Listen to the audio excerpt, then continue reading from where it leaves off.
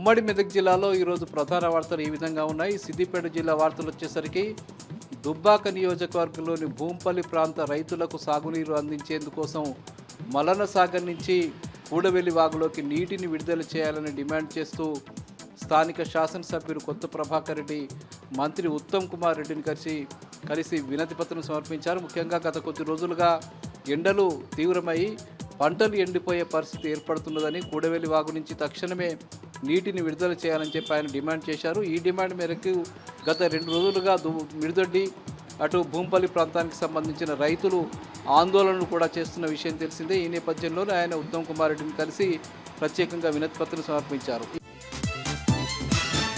ఇక సిద్దిపేట సిపి అనురాధ ఈరోజు పలు పోలీస్ స్టేషన్లను ఆకస్మికంగా తనిఖీ చేశారు. వార్షిక తనిఖీలో భాగంగా సిద్దిపేట పట్టణంలోని పోలీస్ స్టేషన్ను, వివిధ పోలీస్ స్టేషన్లు ఆమె తనిఖీ చేసి రికార్డులను తనిఖీ చేశారు. పోలీసులు పారదర్శకంగా ఉండాలని, అందరికీ న్యాయం జరిగే విధంగా చర్యలు తీసుకోవాలని చెప్పి ఆమె ఈ సందర్భంగా చెప్పారు.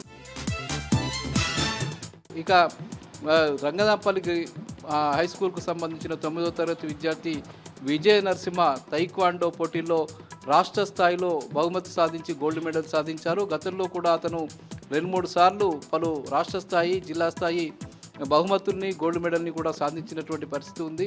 స్థానికంగానే ఆయన శిక్షణ తీసుకుని ఈ ఘనత సాధించడం పట్ల పలువురు అభినందించారు.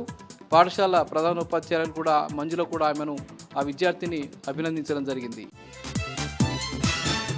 ఇక సంగారెడ్డి జిల్లా వార్తలు వచ్చేసరికి సంగారెడ్డి జిల్లా జహీరాబాద్లో ఈరోజు రోడ్డు భద్రతా వారోత్సవాల్లో భాగంగా వారోత్సవాలు నిర్వహించారు. పోలీసులు, ట్రాఫిక్ పోలీసులు కలిసి ఈ కార్యక్రమం నిర్వహించారు. ఘనంగా ఈ కార్యక్రమం జరిగింది. ఇక మెదక్ జిల్లా వార్తలు వచ్చేసరికి మెదక్ జిల్లా రామాయంపేటలోని చెరువులో పడి ఒక వృద్ధురాలు మృతి చెందింది. ఈ మృతికి గల కారణాలని పోలీసులు విచారణ చేస్తూ ఉన్నారు. కేసు నమోదు చేసుకుని దర్యాప్తు చేస్తున్నటువంటి పరిస్థితి ఉంది.